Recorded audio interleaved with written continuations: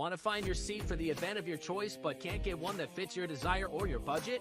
Well, my friends, SeatGeek has you covered. SeatGeek is the official sponsor of the Snake Sports Talk Show.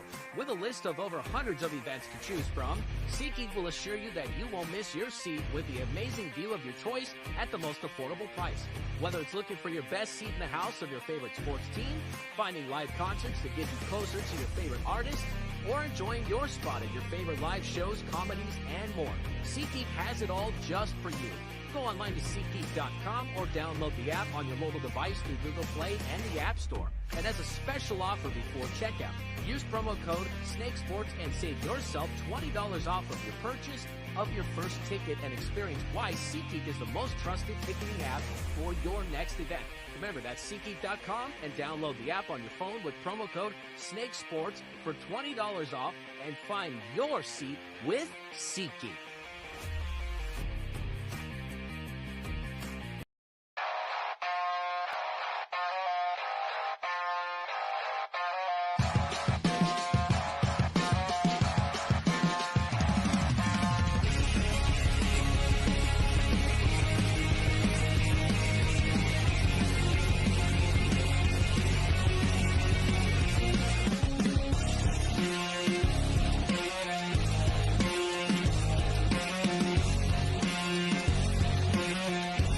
And now, broadcasting live from Las Vegas, the Snake Sports Talk Show with Jake Silva starts now.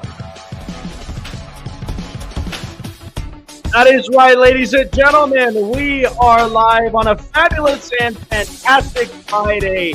Happy Friday to all of you guys here on the show. This is the Snake Sports Talk Show, wherever and however you may be watching and listening. We are live on Roku, iHeartRadio, and also on all social media platforms known to man to keep you up to date on future and past shows. Like, follow, and subscribe. Hit the bell button. Don't lose out on a lot of these episodes. We are on fire today. Why? Because it's that time of year again, folks. We have our very first mock draft that's going to be coming up here on the bottom half of the hour. I am excited to share it with all of you guys. And there's just so much that we basically have been breaking down now for the last couple of months. And free agency, like I've always said, always seems to bring clarity. It brings clarity into the draft, and then the draft brings clarity into the season. So that's what's most important. And so I am beyond excited to share with you guys my mock draft, bottom half of the hour. Stay tuned. You guys do not want to end up missing out on that. All right, so news basically broke out. We're going to start with this. We're going to start with the NBA because I think this is a big topic that we honestly should end up talking about because the internet apparently just loves to blow up my phone. They just love to give me more content and more news on a daily basis. So the talk of it is LeBron James's kid, Bronny James, who is at USC. The news of it on him today is he now has entered the transfer portal. And you know, that's fine by me. I don't really care about it very much, but I think it is a good thing because if Bronny James is basically looking for some sort of honestly just clarity as a whole, or he's looking for something to really kind of better his brand. I mean, that's what his dad, LeBron James, always has done. Right? So ultimately, he goes into the transfer portal. But the thing that throws a wrench into the whole thing, what kind of threw a curveball at it, is he's now declaring for the draft. Whoa. Isn't that interesting? Bronny James, and we know who's basically the son of LeBron James. It is just absolutely just insanity. By the way, shout out to Stephen Land here. We're going to bring this up. Thank you so much. I appreciate you, Stephen. Thank you so much for subbing up onto the channel. Thank you so much. I appreciate you joining on by. Stay tuned because we have our mock draft that's going to be coming up. So there you go. Fan shout outs. I love it all the time whenever I get it and I get a chance to showcase it out. So with Bronny James, here's the thing that is really, really interesting. And these have basically been his stats all season long. So he's declaring for the NBA draft this year. In 25 games that Bronny James has played, he's only had 6 game starts with only about 19 minutes total on the floor. And he has only had 36% from the field and 26% from three-point range. And he has a 67 free throw. And the kid's a freshman. If you told me that Bronny, let's say he was scoring about 25 to 30 points per game, then I would be like, this kid's a protege. The kid is an absolute monster. He's a stud. And this guy would definitely blow everybody away. But the fact that you're trying to sell yourself as a freshman, a 6'4", 210-pounder, who right now we haven't even seen a whole lot of his capability. He's only averaging 4.8 points a game and averaging 2 rebounds, 2 assists, field goals in the 36s, and you're declaring for the draft. You know what this reminds me of? This reminds me so much of a sales pitch, and much like his dad does. Because LeBron always loves to sell his brand. He always loves to sell himself. That's why he's always been in this mogul stage, okay? And when he first came onto the scene, we saw LeBron as the chosen one, right? We've seen him be that kind of player where he's an absolute protege. No other domestic star even comes close to competing with his skill level, being a Swiss Army knife in the NBA. Nobody came close to it. And when the Cleveland Cavaliers were blessed with that draft pick, the Cavs ultimately were shaped because of LeBron James. They were. The Cavs were not that strong of a franchise until LeBron James arrived. But then it came the years where they made it into the finals, lost in the finals against the Spurs. But then LeBron James says, you know what? I'm going to take my talents to South Beach and go to Miami. Goes and joins Dwayne Wade and Chris Bosh, that big three, and they go and they win a couple titles. They could have won multiples, but instead they were stopped by the Spurs again, and they were also stopped by the Dallas Mavericks the first year. Okay, then he goes, makes a promise to Akron, Ohio, that I'm coming back. I'm destined to win a championship for this franchise, and he kept his word. That's the one thing that I've respected LeBron James for. But then afterwards, he comes to Los Angeles, and he now is basically in that mogul stage. He's a billionaire. And in the end, you don't think that LeBron knows exactly how to sell himself? Of course he does. And so his son, I'm sure, is listening to a lot of what dad is basically telling him. But he's a freshman in college, 6'4", 210. Arguably, if you told me Bronny was scoring about 25, 30 points a game, I would say, you know what? Have at it. He's going to be the next protege. But in 25 games, he's only had 6 game starts. And you're already going to declare for the NBA draft? What the hell is this? And you wonder why, just much like John Calipari at Kentucky, why the one-and-done deal never works. I get it. LeBron wants to play with his son. Okay, I'm all for it. But this is way too soon to even do this. Bronny had health issues, mind you, before all of this. Okay? And everybody was excited for him going to USC, a big-time premier college school. Okay? They're very smart. They're in a school with a bunch of techies up over there, and they're very smart. Also very good in law, very good in medical. Okay? Bronny was on that stage where he was ready to basically take on anything, but had 6 game starts, and he's averaging about 4 points a night. That's not good enough in college. You're not even in the March Madness tournament. What are you doing? I understand if you're trying to sell yourself because it's a big brand. It's LeBron James. It's King James. It's that kind of brand. Clutch Sports, all the rest of it. I get it. Okay? I mean, Rich Paul's got to obviously be looking at this thing going, what in the hell? But he understands his big-time client, LeBron James, at Clutch Sports, you understand the whole deal. But I think this is just way too soon. I can't really make up my mind up on this. I don't really know. I don't really think this is honestly a smart move for Bronny James to basically, I understand trying to sell yourself, okay? Like what we do here at Snake Sports Talk Show, I'm selling my brand.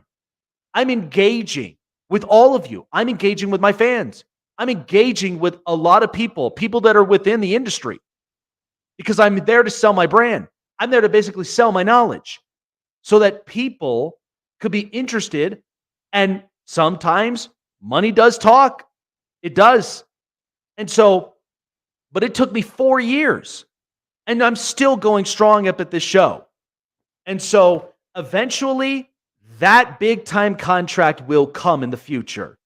It's not there yet, but I have to remind myself it's a marathon, not a sprint.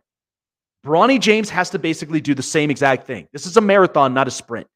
I understand things get out of control whenever mainstream media blows up a lot of different news stories, that ones that I can't even comprehend or even try to like make up of it. But that's what mainstream media does to us. It gets us in our emotions. It gets us into our skin. And in the end, Bronny James, he's not ready for the NBA. I'm sorry, LeBron. Sorry to have to basically be real with you, but Bronny James, that's not good enough. Scoring at least 5 points a game, averaging 2 rebounds and 2 assists. I understand this is your son. I understand that this is basically, it's a big time brand and Clutch Sports and Rich Paul. I get all that. But understand that the one and done rule has not worked in years. Okay? Yes, you are the pillar of what the chosen one looks like. You are the pillar of what an NBA player basically is.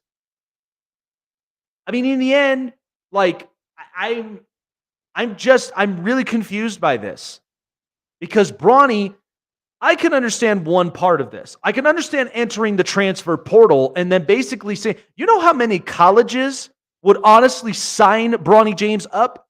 Go ask Duke. Go ask Kansas. Go ask Kentucky. Go ask UConn. Go and ask North Carolina. I mean, they would all sign up for Bronny James in a heartbeat because it is the brand, but at the same time, he's a great kid. But this is not exactly how you want to really lead the way. This would become a public embarrassment when Bronny James, if he's honestly declaring for the NBA draft, you know what you are? You're not exactly a top tier pick. Sorry.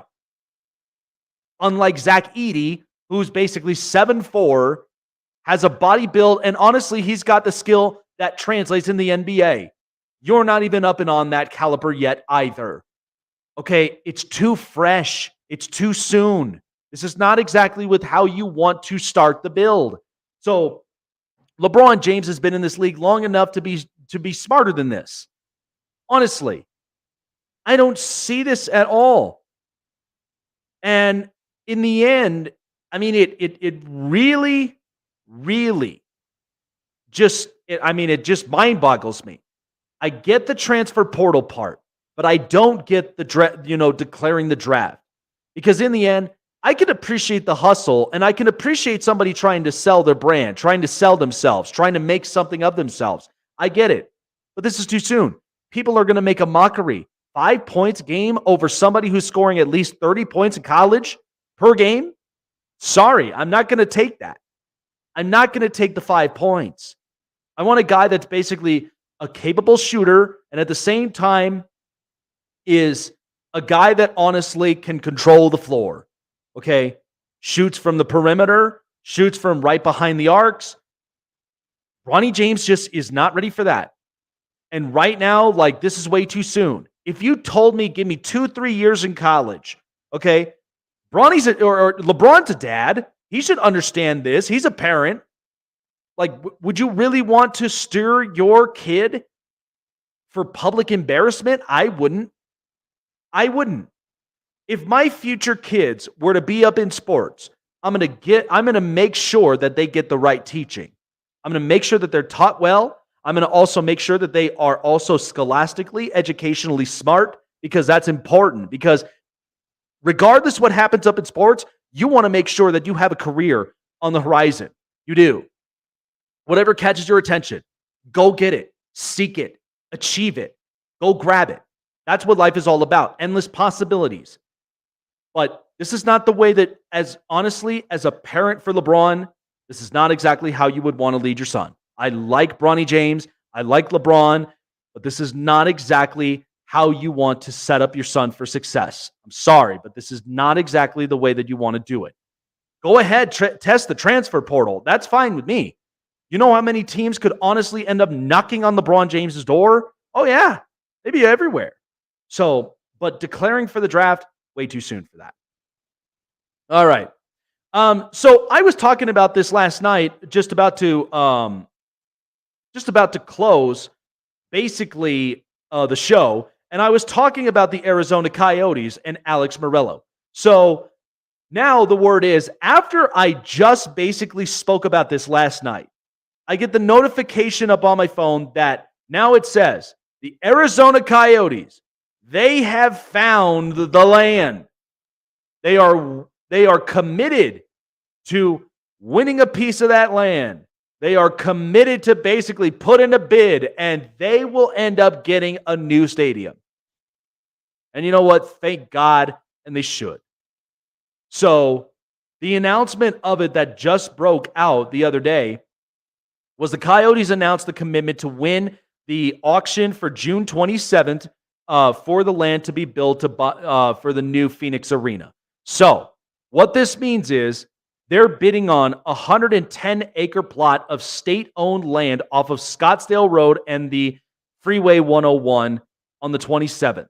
This project basically includes a privately funded, that's what this is, it's privately funded now, 17,000-seat arena, about 18,500 for non-hockey events, a 150,000 square foot practice facility with a club HQ, a 3,000 capacity live music theater. So altogether, it's a 400,000 square feet of retail, multi-purpose plaza, and super screens for watch parties. The main event district also covered by 170,000 square foot roof canopy extending from the arena to the music theater. So altogether, the development includes a 1,900 luxury residential units, 400,000 square feet of Class A office space, branded retail, dining, bars, farmers market, dog park, multiple parking structures, and other gathering spaces. And you know what? Good for them. Good for the Coyotes. That's a big arena. Okay, 400,000 square feet.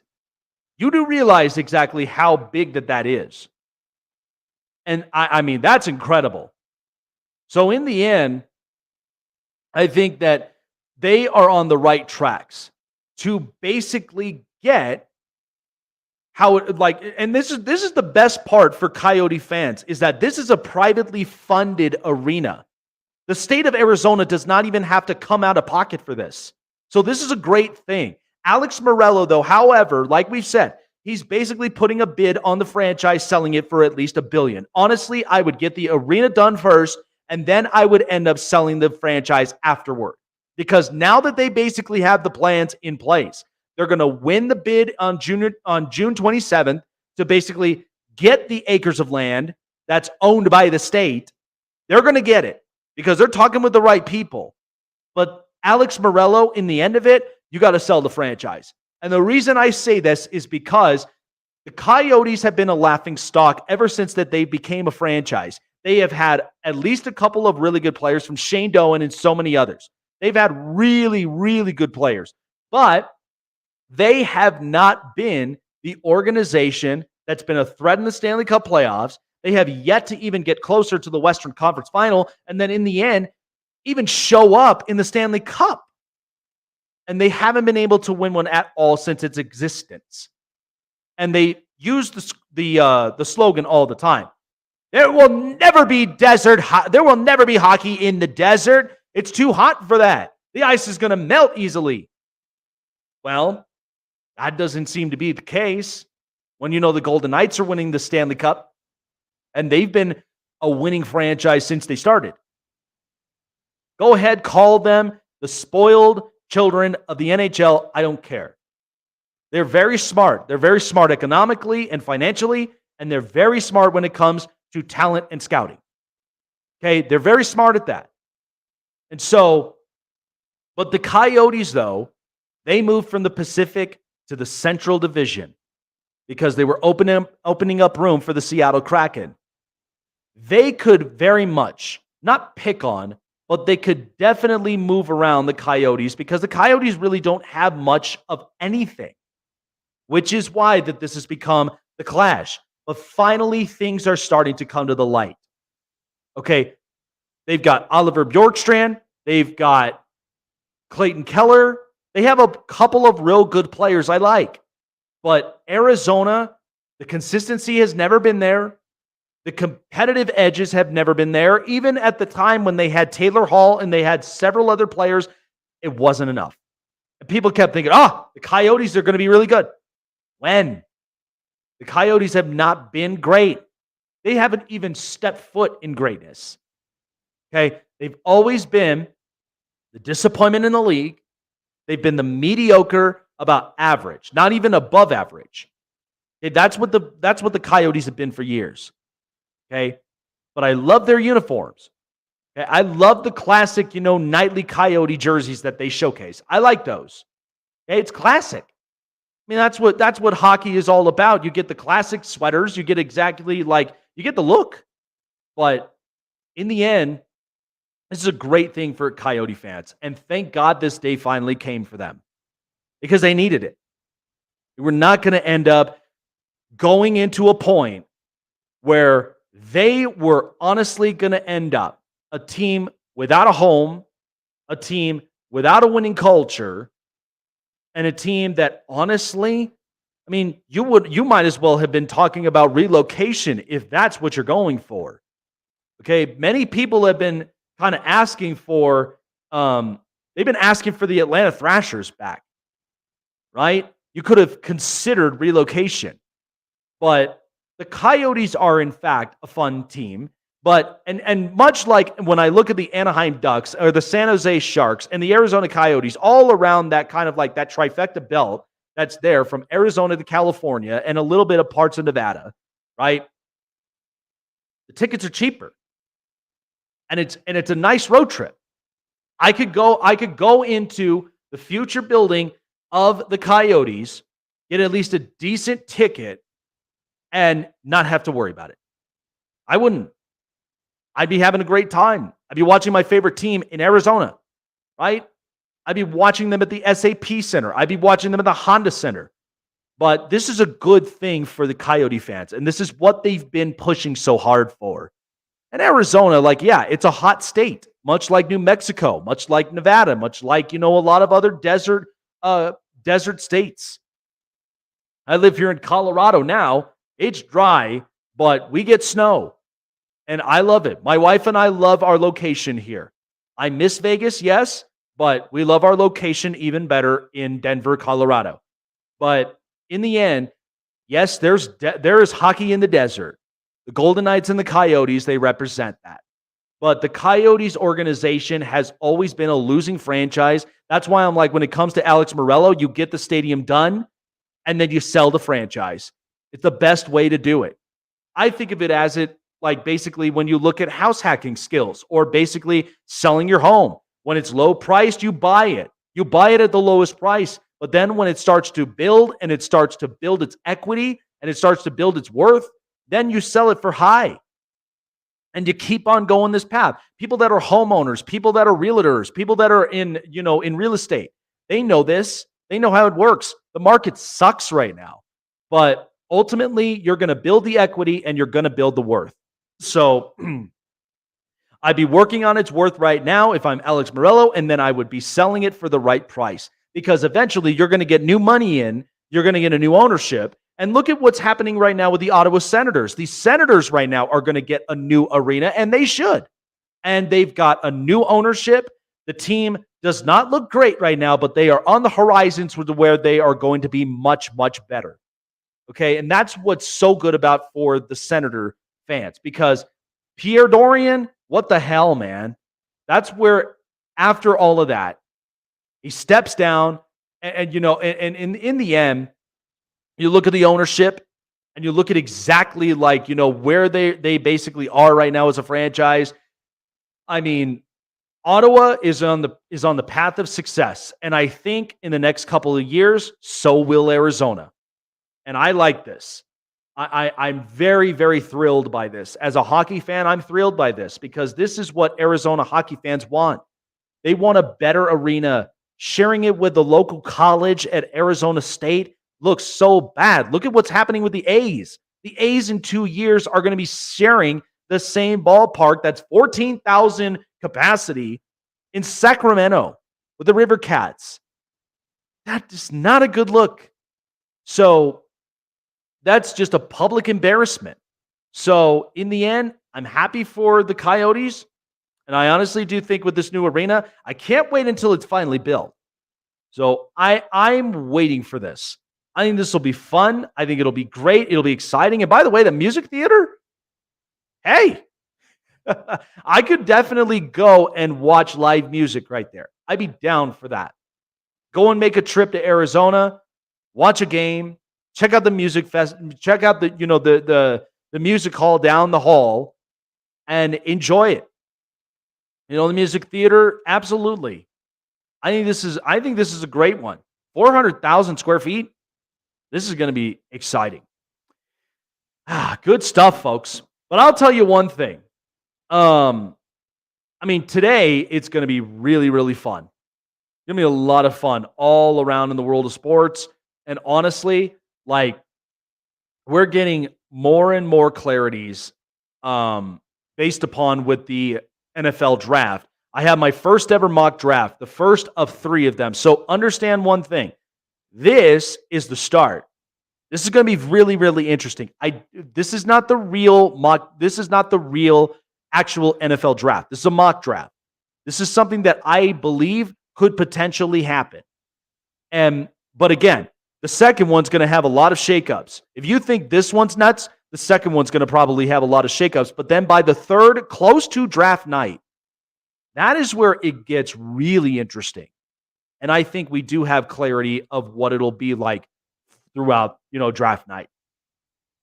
All righty, folks. Well, as I've said before, while the Stanley Cup playoffs are right up around the corner, I'm really excited to tell you guys about what BetUS is willing to give you for Stanley Cup playoffs, for opening week baseball, and for the season now underway and kicking, and the NBA playoffs on the horizon.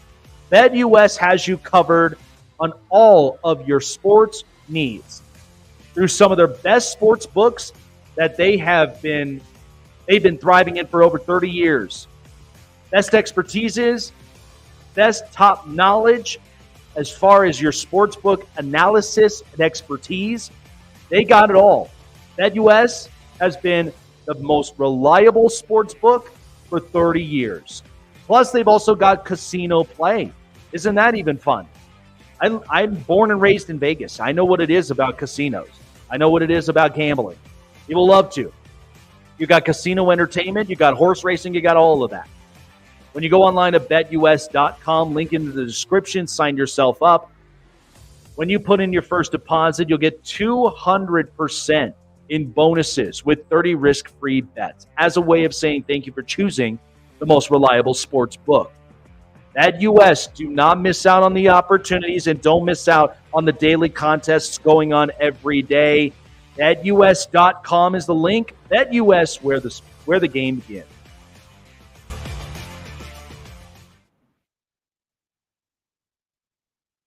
Listen up, sports fans. Your favorite sportsbook, BetUS.com, is back for our 28th year of NFL action.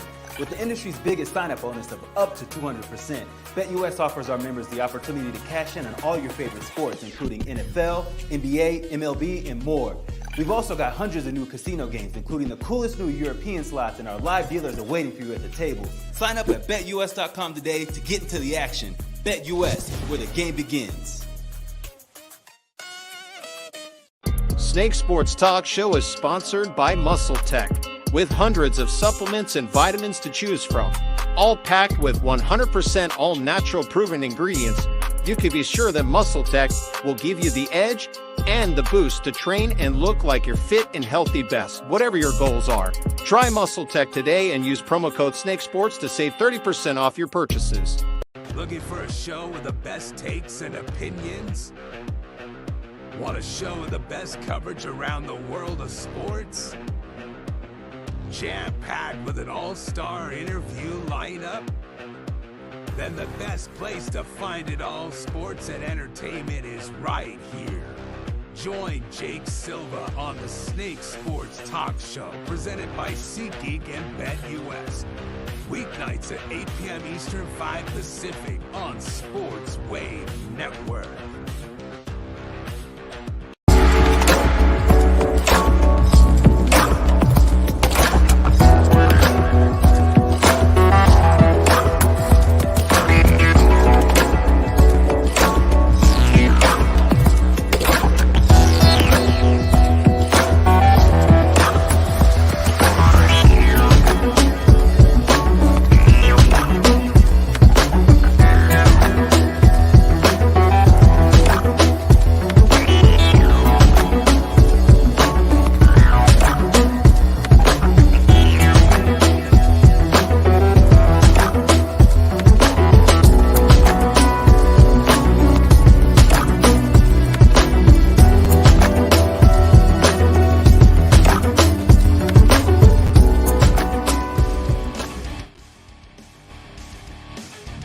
Don't lose your seat when you go online to SeatGeek.com.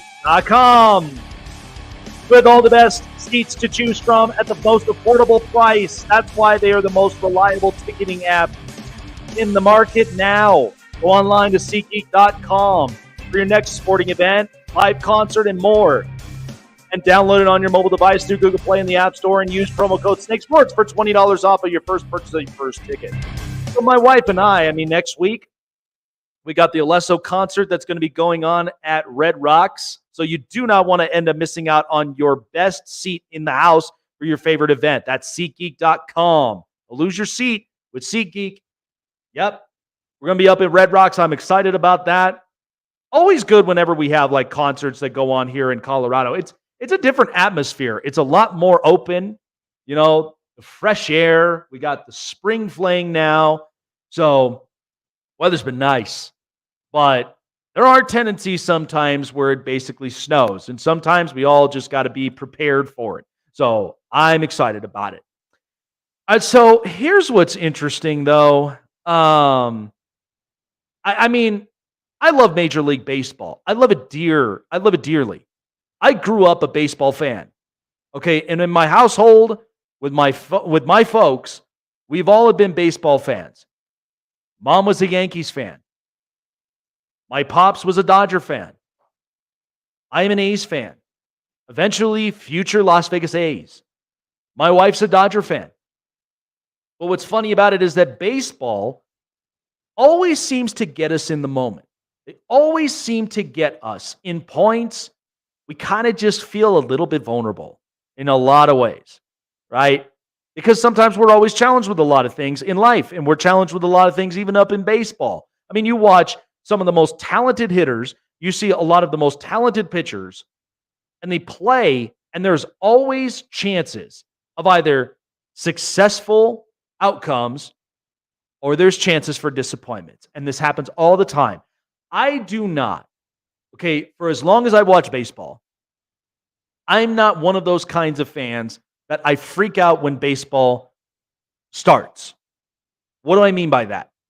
I'm excited when opening day comes up. Absolutely. Another baseball season. The weather is nicer. You go on vacations. You basically go and take a trip to the ballpark. Hell, I'm going to be up at Coors Field multiple times this year, watching the Dodgers, maybe watching the Phillies, maybe watching the Braves, whatever it may be. I mean, I'm not going to be there to basically be repping up on the Rockies because, unfortunately, the Rockies have not really had a train of relevance as far as to winning. You've not had that in years. But it's nice to be in Coors. You crack open a Coors Light, or you basically eat the best food in the ballparks. It's always fun whenever you eat ballpark food there because they always showcase it like every year. There's always a change in the menu.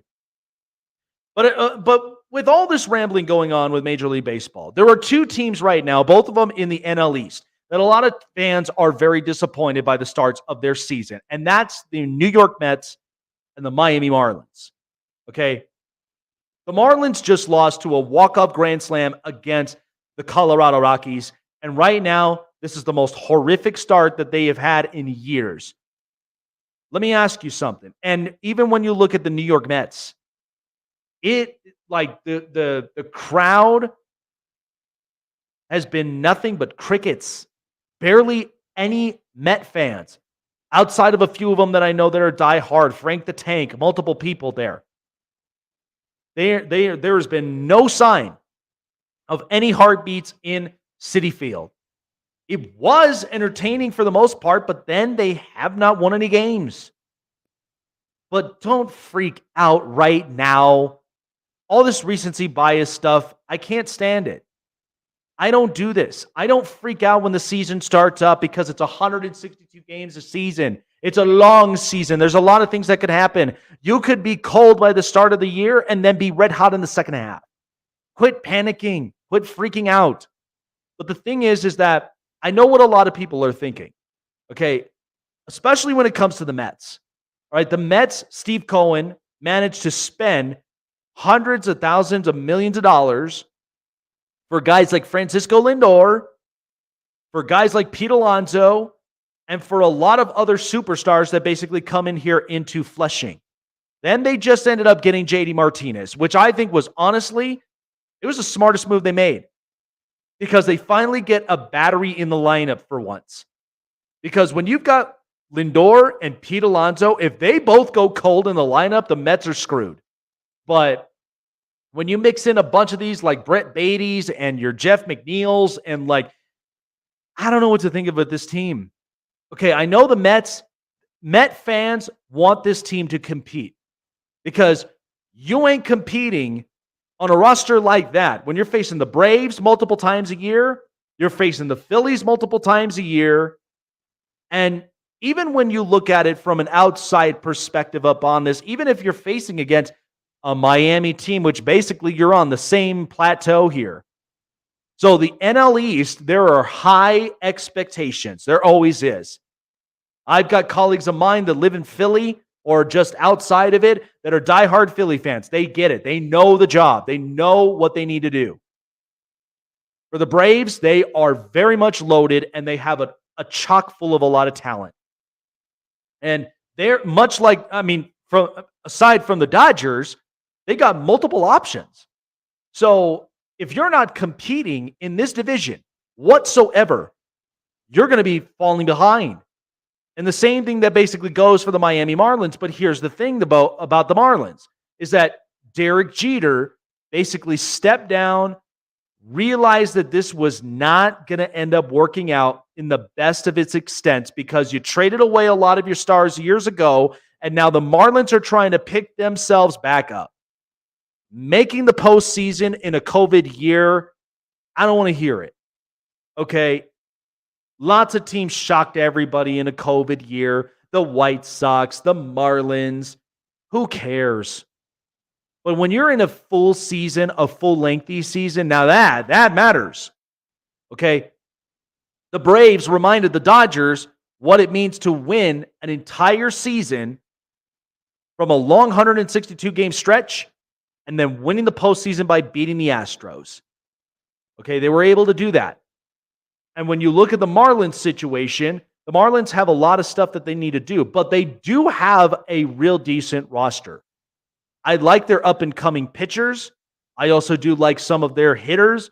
I mean, I don't know about you, but I think Tim Anderson has really been struggling since he's even been there. And Tim Anderson, it wasn't exactly too big of my cup of tea. Not bashing on the guy, but, I could name many players that I would rather be able to circle my franchise around. But the Marlins and the Mets, they're both on this same level right now, and they need to get themselves going. But it's the start of the season. So fans, don't freak out. Stop thinking that, this is going to be horrid. It's going to be horrifying. The Mets, in their case, you just got to make the postseason. Because the more times you miss the postseason, with a rich owner like Steve Cohen, and you've got a real good talented roster with Francisco Lindor and Pete Alonso, that's no excuses. You got to be able to compete with the Braves and the Phillies. And you got to compete with the rest of the National League. Hell, the Pirates are off to a really good start. The Cubs are decent. The Dodgers are loaded. And you got to be able to get with the program here. But ultimately, I mean, this is more than just trying to buy players. And that's honestly what it's basically looked like. When you're trying to buy players and have that kind of mentality, it does not always work. Never does, never will. And that's just kind of the end of it. I mean, that's really what you have to look at from that broad perspective. And I hope the Mets figure it out. I don't know if the Marlins will figure it out, but something has got to give. Relax. It's the start of the season. Don't freak out. If you gave me right there at All-Star break and I'm seeing the same thing, all hell is definitely going to break loose. Time now for the news. This is the Hot Press. All right, so we got a lot of stuff cooking up in the Hot Press today. So to start off with, we're going to go to the NFL here as two big-time sources have basically happened. So the word is right now, the Carolina Panthers that we know basically have to turn their season around. They got a new GM. They got a new coach. So the first thing that the Carolina Panthers basically have done is that they made a big move by basically re-signing defensive tackle Derek Brown to a $96 million contract. That is a 4-year contract extension, $96 million. That includes a $63 million guaranteed contract. So it's a $24 million per year. And honestly, Derek Brown, he's up there now. He's now the 4th highest defensive tackle to basically get a big-time payday, along with Chris Jones, Christian Wilkins, and Justin Metapico. Derek Brown, he was coming off of a big-time 22 season where he basically set the Panthers' record for tackles by a lineman with 67, and he also took his game to another level this past season by switching to a 3-4 defensive scheme under Hiro Evero. And so he's now recorded 103 tackles and led the NFL with 47% run-stop win rate. That's important. So the 6'5", 320-pounder played in 89% of the Panthers' snaps and he was named a Pro Bowler for the first time. So I like this. And the kid is 25 years old. You are definitely getting a overpowered defensive tackler who has set the record with the Panthers. I think this is a great payday. You got to lock up your defensive guys because between him and Shaq Thompson, they lost Jeremy Chin and they lost Brian Burns. So you're going to need to get something from here. But this is what's most important for the Carolina Panthers. I like the move, but eventually, even when we look at draft night, they're going to have to figure out a couple of pieces when it comes to their defense. So it'll be interesting to see how the Carolina Panthers really do figure out up on this one, but it'll be really, really interesting. So still sticking with the NFL. Now, another source that basically has struck is the New York Giants. So New York Giants linebacker Isaiah Simmons, Giants have agreed to a 1-year contract extension to keeping Isaiah Simmons back in the G-Men. 25-year-old was last acquired in August with a trade with the Arizona Cardinals for a 7th-round pick. He's played in 17 games this past season, starting 4, and had 46 tackles, a sack, and an interception returned for a touchdown. So Joe Shane, he called him a good addition after that year. Now, he's going into his 5th year. He started 41 games overall, even without a clear position. He's played safety, he's played linebacker, he's played nickel corner, and he was also used as an edge rusher with the Giants and the Cardinals. So, as an unrestricted free agent, Simmons' return was uncertain in part because he was a favorite of former Giants defensive coordinator Wink Martindale, who then parted ways and ended up taking on the defensive coordinating job with the University of Michigan.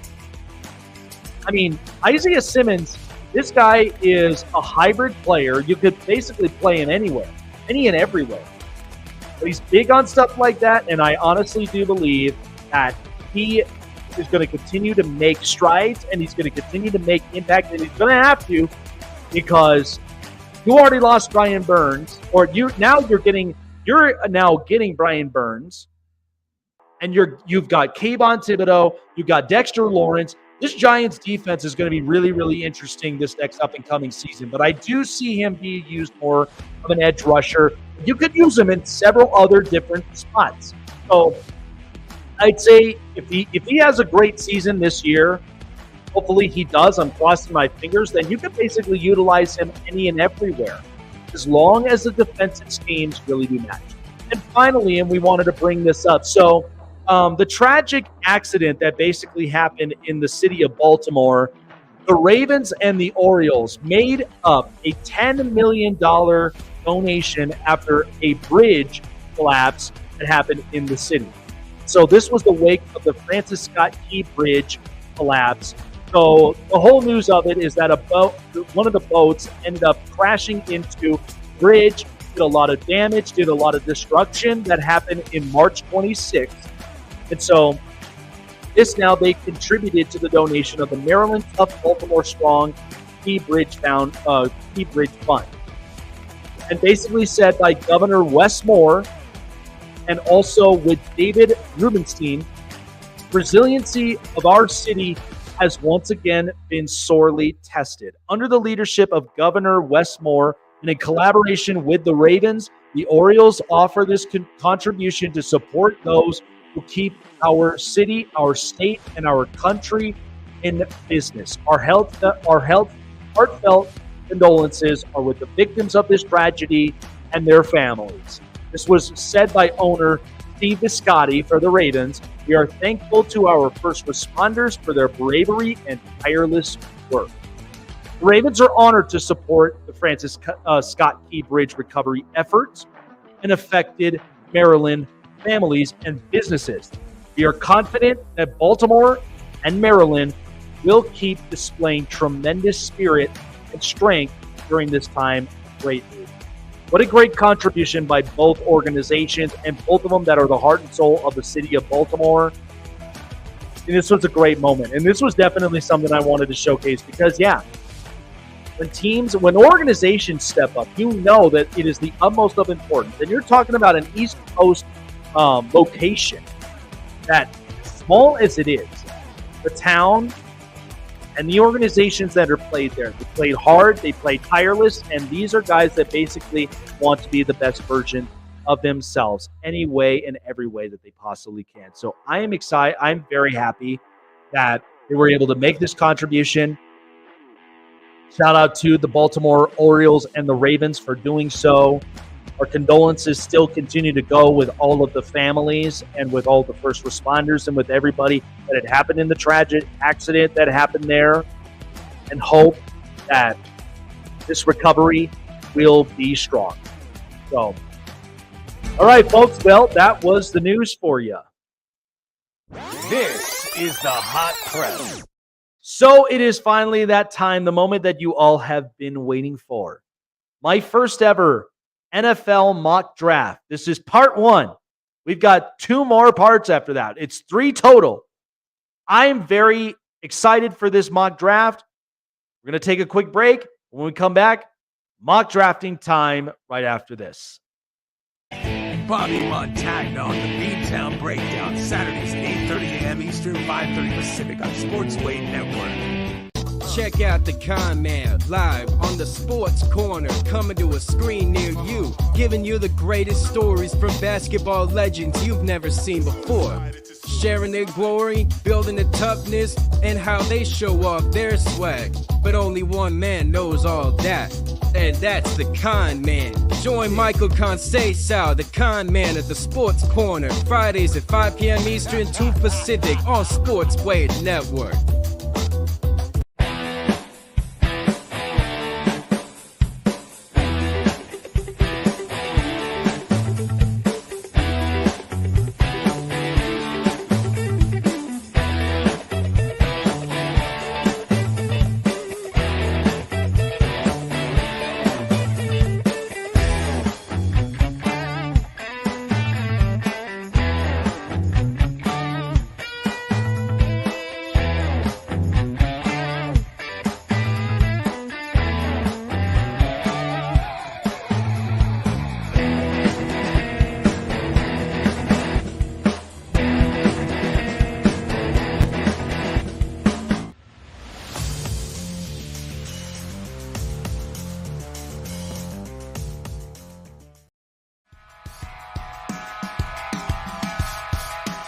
All right, ladies and gentlemen, we are ready for our first ever NFL mock draft.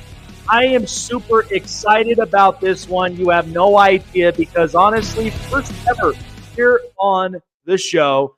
I'm really excited for what's going to come here for the NFL draft. So many people, so many different players, different studs, different stars. I'm excited about them for their future. It's the first of 3.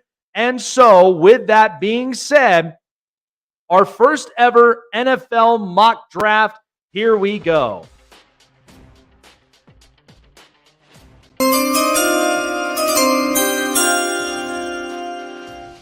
Our first pick by the Chicago Bears, and it is very obvious, they are going to take quarterback Caleb Williams.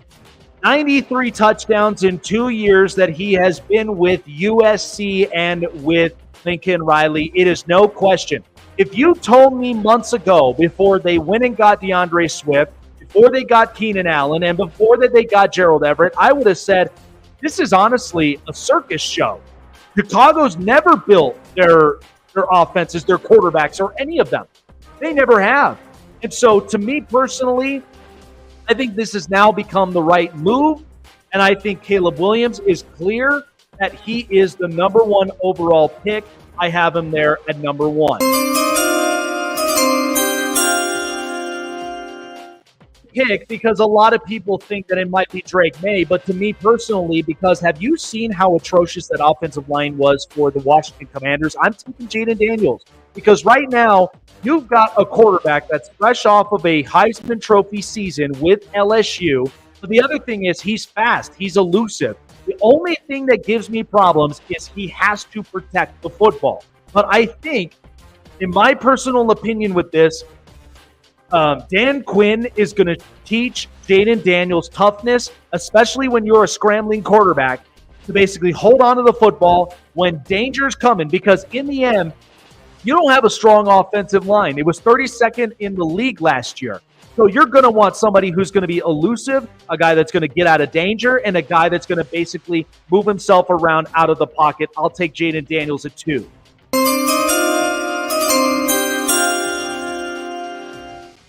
With the New England Patriots, I'm going to take Drake May on this one because the only reason for this is for Drake May to be very successful in this organization, you got to have a left tackle. And so in the end, that's what the Patriots have. They have at least a capable left tackle that can help with this organization.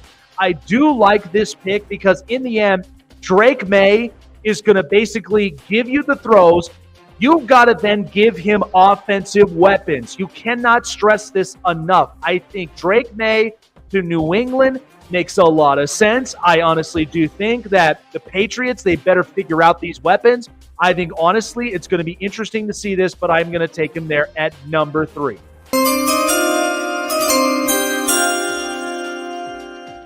Folks, we've got a trade alert. That means that the Arizona Cardinals are trading with the Minnesota Vikings for the 11th and 23rd pick. So that means that the Minnesota Vikings are moving up into number 4, and they're going to take J.J. McCarthy.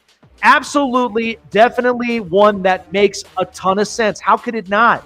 I think that, honestly, with J.J. McCarthy, you're going to get an offensive coach with Kevin O'Connell, and I honestly do think that with the offense, with Justin Jefferson and with Jordan Addison and with T.J. Hawkinson, I do believe that this is interesting. With what the Cardinals basically moving down, they're not panicking. They know that they can get a receiver at some point, but they're going to take one later. But J.J. McCarthy, because of all this hype, the Vikings now really needed to grab a quarterback. They're not desperate, but they need to grab a quarterback for the future because you're not going to tell me you're going to be settling in with Sam Darnold. You're just not going to end up doing that. He's not in the future plans. So I'd say they're going to take J.J. McCarthy at 4.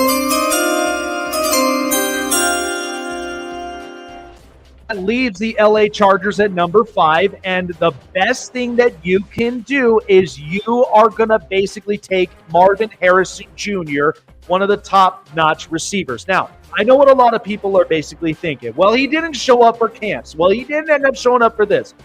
Marvin Harrison Jr., do you guys realize something that, number one, like, not this past year, but the year before, do you know how absolutely like a bomb receiver he was at Ohio State? And this is with C.J. Stroud.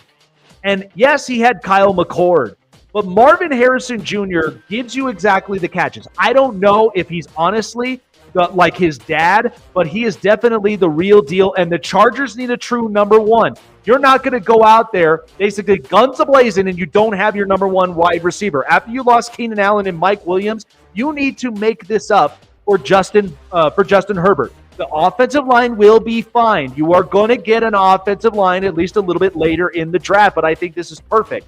I think Marvin Harrison, he's definitely the real deal at number 5.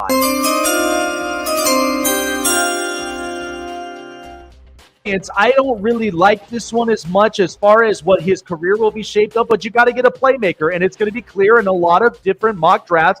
Malik Neighbors is the answer. I think Malik Neighbors, you've got to make Daniel Jones work at this point. And I think ultimately the Giants with the Mora family and Brian Dable, they've been forced to having to make Daniel Jones work. So the only way that you're going to make this happen is unless you give him a playmaker in Malik Neighbors. The guy runs great routes. He's coming off of a phenomenal year out of LSU, and in wide receiver university, how can you not take that? I think, honestly, Malik Neighbors will give you exactly the wow plays.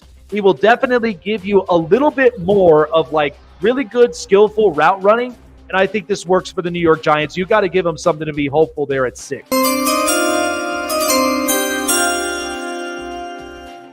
Clearly obvious for the Tennessee Titans, and especially when you basically got to end up protecting Will Levis as your future quarterback, I'm going to take Joe Alt, the offensive tackle from Notre Dame. I do think he's the real deal, and he's one of the top offensive tackles right now in this draft. Once they hired Brian Callahan, the offensive coordinator from Cincinnati, they need to make Will Levis work. But the way they did that, they got Calvin Ridley. They do trust Tajay Spears over there as their running back, because now losing Derrick Henry, it's hard. And honestly, the thing I like about Joe Alt is he gives you exactly those blocks. Last season, they got Peter Skoronski, so that means both sides are going to basically be protective enough. Now you got to work on the interior. And I think that's exactly what the Tennessee Titans will do right there at 7. Perfect fit.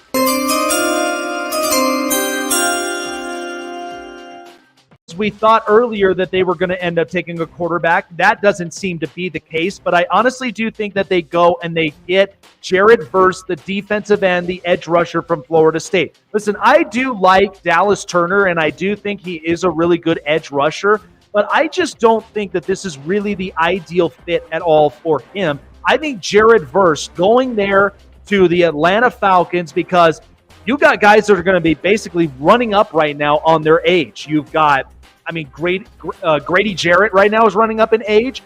They barely even have an edge rusher right now in that defense. But I love the Jesse Bates move that they did to securing the secondary. They got that done. They got a quarterback. They got an offense. They got a bunch of weapons in a run game. So that means you go and you get at least the best fitting defensive end that goes on with this defense.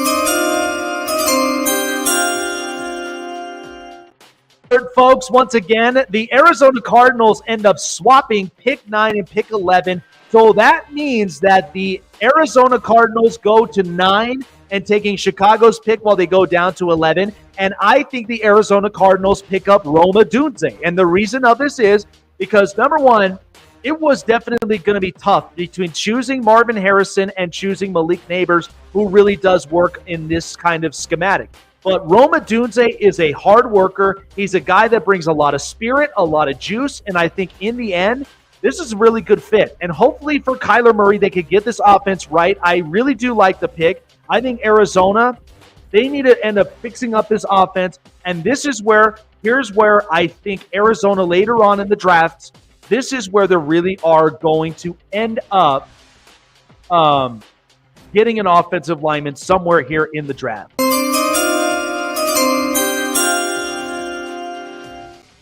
And you've already got the left tackle. You already ended up getting an offensive lineman to help protect Aaron Rodgers. The next thing you need to do is you need to get one of the most powerful tight ends right now, one of the best in their classes, and that's Brock Bowers. Honestly, I love Brock Bowers. I think he's ultimately one of the top best draft prospects in the country. Brock Bowers is just a freak of nature. I've been saying this multiple times that I think between him and Rob Gronkowski, he's got a good build, he's got hands, and he can also serve as a blocking tight end. Brock Bowers can literally do everything and anything and everything on the field. He can catch, he can block, and he can basically serve up to be one of those tough guys that's in this roster. And I think the Jets, because having Garrett Wilson, Mike Williams, Breece Hall, you got to end up solidifying this offensive roster, and I think they do that with Brock Bowers. The Bears, even though that they do have a really good wide receiving core, I think you should honestly end up giving a really good benefactor next to Montez Sweat, and I think they go and get Dallas Turner from Alabama. The thing about this is that now you've got both sides, both of the rushes, basically covered, because if you're not going to end up getting much from Montez Sweat, which you really are, and he gets blocked up, in comes Dallas Turner. Or the same thing, in comes Dallas Turner, but in comes, Montez Sweat. So I think this is the perfect combo right there for the Chicago Bears that they take at 11. So now the next pick here in this draft for the Denver Broncos, and I cannot stress this enough, but they go and they draft Bo Nix. Because the one thing that Sean Payton really does love is he loves a guy with experience. He loves a guy that basically is coachable, he's workable, and he basically works around with what he can get. And at the same time, he is an accurate quarterback, which is one thing that you basically got to love Bo Nix for. I said it before, I think he's the sleeper quarterback, in my opinion, in this draft, and I honestly do think that he's going to do a lot of great things for the Denver Broncos in the future.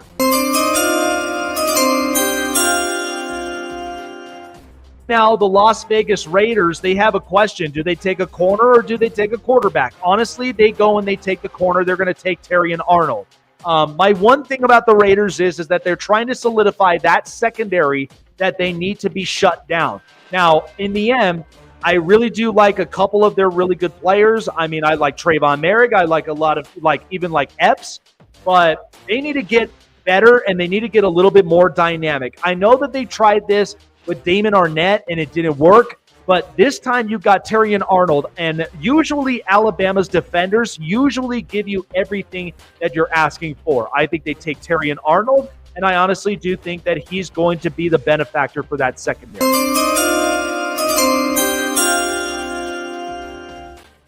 Saints at 14. I honestly do think that they're going to serve protection for Derek Carr, and they're going to go and get Alou Fashanu out of Penn State. I've been saying this before. I've watched Drew Aller last season with Penn State, and he had one of the cleanest pockets that I think you can ask for any quarterback, even up in college. So I think Alou Fashanu really does work here. And the Saints, they definitely need to upgrade a little bit more of that offensive line because it needs to be impenetrable, and it has to be enough to where Derek Carr can make those throws, but Derek Carr really needs to step up on those grounds alone. But I do think taking an offensive tackle is not a bad idea. Because the Indianapolis Colts, I do think that this is also one of my favorite draftees that I've had in my top 10. They're going to take Quinion Mitchell out of Toledo because after basically losing Stephon Gilmore, you're going to want to get younger at the corner position, and I do think that the Colts end up doing this. I think they go and they get the best one that's there because I've said it before. I think Quinion Mitchell out of Toledo is this year's Tariq Woolen because he's a ball hawk. He's also somebody that really manages, cover schemes a lot. And I do see him that there's a bit of the J.C. Jackson from New England that we've seen before, but he's also very capable of man-to-man coverages. He basically gives every wide receiver fits. So I do think Quinion Mitchell, they're going to take that top corner right there at 14. Well, that means the Seattle Seahawks, I do not see them potentially taking a quarterback this year because they do have Sam Howell. But however, they are going to end up upgrading their offensive line, and I do see them taking Talise Fuaga. I do think that the Oregon State product, as far as his blocking schemes, really does solidify every single one of those parts that they have for the offensive line because this offensive line needed to get a little bit better. And I think having Fuaga there really solidifies there's going to be a strong offensive line. It's going to give more time for Geno Smith to throw, and hopefully there's a bounce-back season. But if not, you've got Sam Howell, and even if that doesn't work, then you can go and take a quarterback next year. Jacksonville Jaguars, they are going to basically stay within the state area, and they're going to basically take Keon Coleman, the wide receiver, out of Florida State. Now, the only reason for this is because you now have Gabe Davis, you now have Christian Kirk, but you also need at least a third wide receiver to really go with the wide receiver arsenal for Trevor Lawrence, because this is basically the bounce-back year that the Jaguars really need to have after the Texans just loaded up. The Colts are getting Anthony Richardson back, and also the Titans ended up getting Joe Alt from Notre Dame. And so that's exactly what I think that the Jaguars should honestly do. I think it's a smart pick. And so I think this is also, too, where the overhauls of wide receivers end up going. So that's one of them. After Harrison, Neighbors, and Odunze, here's where it comes with the overhaul. So with the rumor reports right now with the Cincinnati Bengals and with T. Higgins, I do feel like T. Higgins is not going to be a Cincinnati Bengal next season. So that means that they're going to end up drafting the secondary wide receiver of LSU with Brian Thomas. I do think I love exactly all of his styles and how he basically manages. I think this is the perfect opportunity for him. And I honestly do think that the Bengals, you're now going to have two LSU wide receivers from Jamar Chase and Brian Thomas.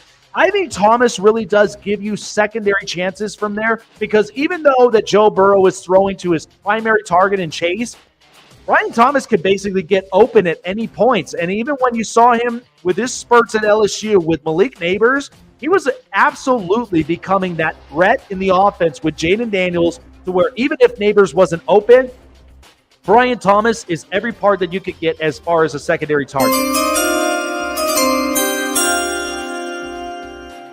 Because the LA Rams ended up losing, Aaron Donald. I feel like that they should honestly make it up with this draft pick, and they go and get Byron Murphy II, the defensive tackle from Texas.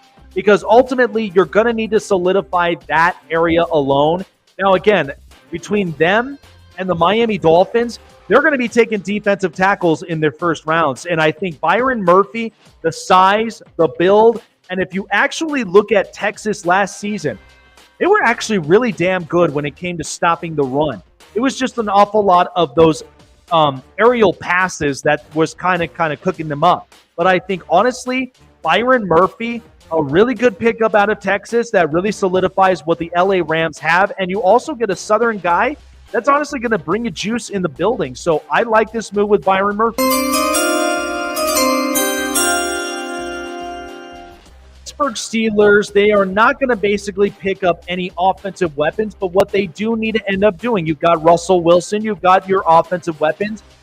Fix that damn offensive line, and I do think that they should do that and go and get J.C. Latham over at Alabama. Because ultimately, when you looked at Alabama's offensive line, it was decent enough for Jalen Milroe to basically get time in the pocket, but J.C. Latham, he's got really good legs. He's got great hands, especially with his reach. But he's also somebody that's going to allow someone like Russ to get more time to throw in the pocket. But at the same time, Russell just needs to basically be a little bit more expendable when you need to run out of the pocket, run out of danger, because that's where people started figuring him out. So I think the Pittsburgh Steelers, you figure out the offensive line, because you also got to get Najee Harris to run the football more often.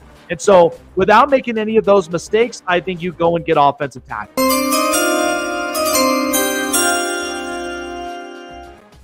End up going with the defensive tackle. Now, they were unable to basically snag Byron Murphy, but I do think they go and get Jerzon Newton over at Illinois. Another really good prime factor for the Fighting Eni. And the thing that I like about Jerzon Newton is he just has the adaptability to basically go into a defensive front that even without Christian Wilkins, they go in there, even with Jalen Phillips, they're going to go in and they're going to try to stop the run at any cost. And Jerzon Newton is also somebody that is a big-time run stopper, especially with his size, and a little bit more elusive as well when you think about it. So I honestly do think that Jerzon Newton, he'll be the next defensive tackle taken. For the Philadelphia Eagles, because a lot of people are kind of questioning what are they going to end up doing with this pick.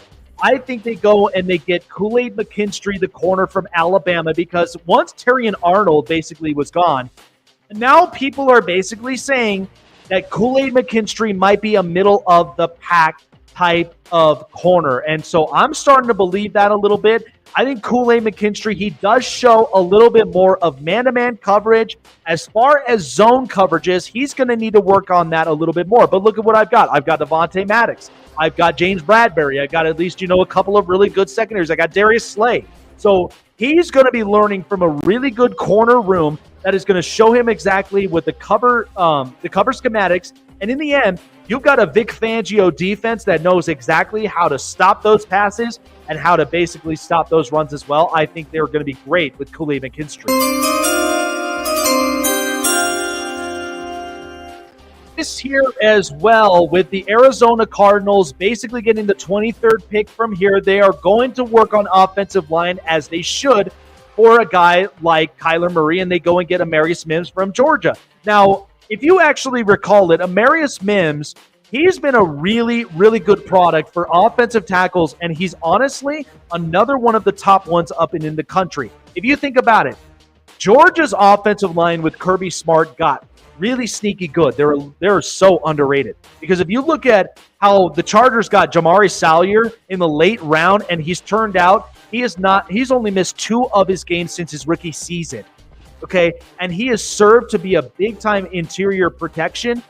I think with Amarius Mims, you're going to get somebody that's going to protect that tackle position because in the end, Kyler Murray needs more time to throw. And he also, he utilizes his legs, but let's stop making this defense look absolutely atrocious. I'd say they go and get Amarius Mims.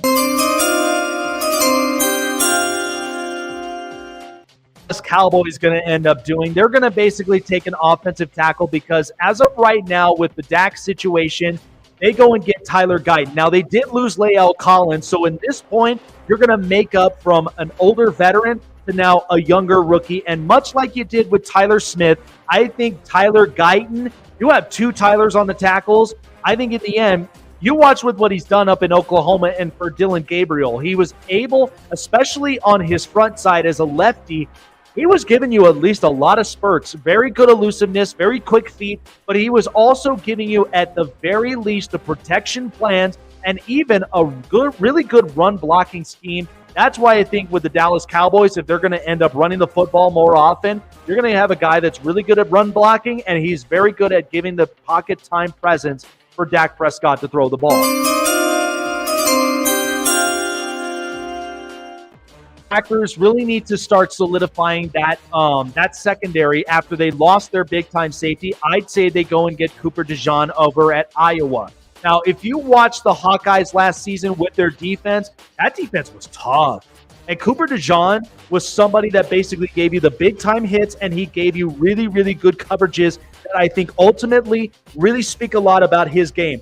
And he's going into from one small town to another one in Green Bay that is very, very well known for their really good shutdown secondary, even when you've got Jair Alexander at the corner, and you've also got at least a couple pieces up at safety.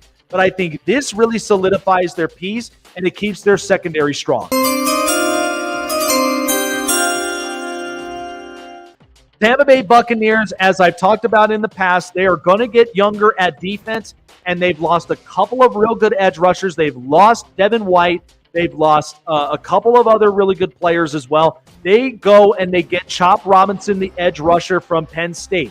I just think because, honestly, with his mentality and how he basically gets after opposing offenses is incredible. And Penn State has always been known as a product that basically produces really good edge rushers.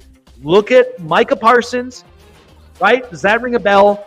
And also look at some of their secondaries. So this is definitely a program that has really strived so hard when it came to the defensive side of the ball. And I think Chop Robinson, perfect fit for the Tampa Bay Buccaneers, and they need an edge rusher, and they're going to keep on going with defense because their offenses, they might go and get 1 to 2 pieces, but I think ultimately it's all going to be starting about making this defense much younger, much stronger, and a little bit more efficient. Because the Arizona Cardinals, even though that they ended up getting compensated for 2 more picks from the Minnesota Vikings, they trade the 27th pick to the LA Rams, and the Rams end up getting edge rusher Laiya Tulatu from UCLA. You didn't think I was going to forget about this guy, did you? Laiya Tulatu is a very elusive edge rusher. Now, the problem why that he's basically dropped in the mid-late round is because look at a lot of these needs that most teams need. Offensive tackle, quarterback, wide receiver, edge rushers, when you look at them, they are a dime a dozen, and that's why guys like Jared Verse, guys like Dallas Turner, but I think Laiya Tulatu next to Chop Robinson, those are 2 very underrated picks right there. I'm excited for the Buccaneers and for the Rams. And the Rams, they went and got a defensive tackle. So you're adding Laiya Tulatu as well as your edge rusher? Woo! That fills in 2. That's 2 players that make up Aaron Donald right there. So I think it's perfect. And Latu, he's basically very elusive on his feet. And he's also somebody that basically breaks up offensive linemen to get to the quarterback. The Buffalo Bills, because a lot of the talks right now is basically talking about going and getting somebody like T. Higgins. Honestly, I do think that is something that is in the works. And if that does happen and they go and get T. Higgins, then the next pick that you got to end up getting is you go and get Adonai Mitchell. Now, I think Texas with Sark and what his offenses basically look like, even with a guy like Quinn Ewers. Quinn Ewers cleaned up a lot of his game. He's not throwing erratically. He's not throwing backyard football. He's throwing a lot more accurate. And in the end, Adonai Mitchell, he's got really good route running skills. He's also somebody that is very elusive on his feet and is somebody that is a really good pass catching wide receiver. I'd say next to Neighbors and Odunze, he could definitely make those contested catches. And I think that's going to be important because when you go into a cold like Buffalo, you're going to need to play a lot of contested football when you're facing New England twice a year with that secondary, the Jets twice a year, and then also when you're facing off against Miami twice a year. I like the Adonai Mitchell pick. Detroit Lions, because they're going to end up having to figure this out, but I honestly do think that as far as losing one corner because of his personal problems, I'd say you go and make that up and you go and get Nate Wiggins from Clemson. I do think that even though Clemson did not have at least the best of years with Dabo Swinney, but they did have a decent secondary. And Nate Wiggins, next to amongst most of those corners that you see right now in this draft, I think Nate Wiggins definitely gives you a little bit more of that man coverages, but at the same time, the Lions ended up losing C.J. Gardner-Johnson. So you're going to end up having to fill in that role. And I think between him, with Brian Branch, and with a couple of other corners, I do say that Detroit really needs to get heavy with defense, but at the same time, get at least some offensive line pickups, however that you need to. But I do think that this is really a good underrated pick. Ravens, I do believe, in my opinion, they have kind of lacked in the offensive guard. Now, they did end up losing at least a couple pieces from there, but I think you go and you solidify that guard position and you go and get Graham Barton.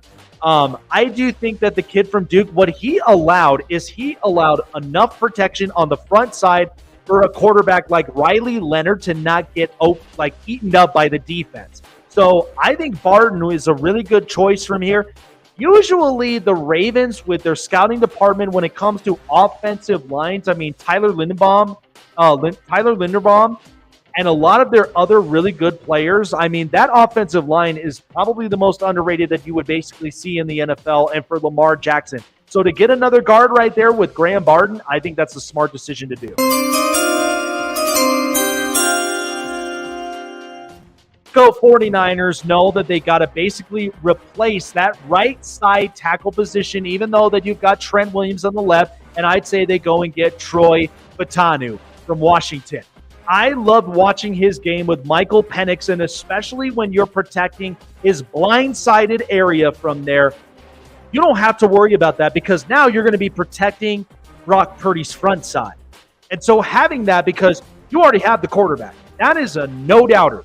But in the end, you've got a very capable offensive line that, except for those two pieces on the right side, you got to get better. You got to get stronger up on that. But they're loaded with talent. They're loaded with this roster. The one thing you've got to do if you're John Lynch and the San Francisco 49ers, you just got to beef up that offensive line to ensure the career of Brock Purdy as your number one quarterback. Champion Kansas City Chiefs, and because of right now with what's happening with them, they are going to go with Xavier Worthy, the wide receiver out of Texas. Now, they did lack a little bit of speed, but they were very smart about that. So I think with Xavier Worthy, he's basically a track star. He's a track stud. He basically ran the fastest 40 in the combine. So what? I got to have a guy that basically catches the football. Yes, he can. And he's also somebody that also, when Patrick Mahomes ends up throwing the deep ball throws, he makes a lot of those over-the-shoulder catches, which I really, really do like. And so I think between Adonai Mitchell, Xavier Worthy really, really is good for that. And I think this is probably the perfect fit that you can honestly end up thinking for the defending champions. All right, guys. Mock draft number 1 in the books. Like I said, for those of you who are basically looking at this from this angle, and I'll show you from here. This is exactly with how I predicted this. So in the end, I think when you look at this board, I think it makes a lot of sense. And I honestly do think that this is exactly the round that you got to go with. This is perfect. And honestly, I don't say that this is honestly my ideal list, but I think this is actually pretty fun.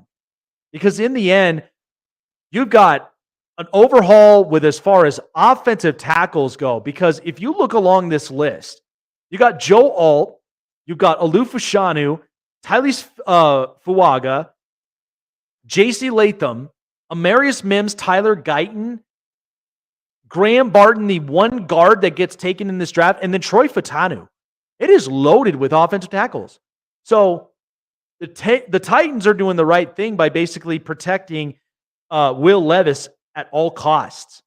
So I think if you really, really are, if you are an NFL GM, you are looking at the state of your offensive line, you're looking at the state of your offensive weaponry and your franchise quarterback. So getting an offensive tackle, and at least the best ones in the country right now, is perfect. That's guaranteeing you protection. It's an insurance policy for these guys. And I honestly do think that this is exactly the ideal way you can protect and keep your quarterback. Now, Cardinals getting Rome Odunze and Amarius Mims. Think about that. It's actually pretty damn good. Because you got to get protection for Kyler Murray. He's been screaming about that. But I think that was perfect. Because in the end, you got him an offense, you got him a weapon, you got him a blocker, and so that's going to give him more time to throw. Now the Bears do have weapons. There's no doubt about that. And you can go and get another weapon later on in the draft. But you've got arguably the best quarterback prospect right now in the country, and you also go and get a secondary edge rusher next to Montez Sweat. And I think Dallas Turner is perfect for that. So I like this. I think it's honestly ideal for the Chicago Bears. You go and get an edge rusher. But the one thing that I really am interested to see, if this really happens, the Rams get Byron Murphy and they get Laiatu. Good God.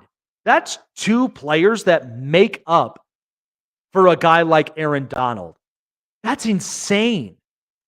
And so I think that is a possibility right there. But the Bills, if they go and get T. Higgins from what it sounds like, and then you go and you get Adonai Mitchell, that solves every problem. That solves it all. And much like when you look at the Chargers right now, the Chargers need a true number 1. I like Josh Palmer, and I also do like Quentin Johnston. But you got to have a true number 1 that can create the routes, a guy that has great hands, and a guy that I think has that winner's mentality. So the Chargers know that they basically got to go and get wide receiver. But this is interesting. This is only the first of 3.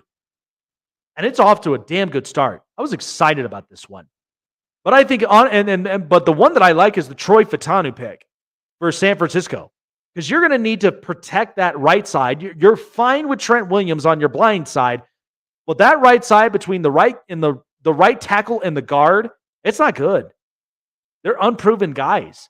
So I think if you get Troy Fautanu there, solidify that right tackle, it'll be a lot easier when it comes to finding your secondary right guard.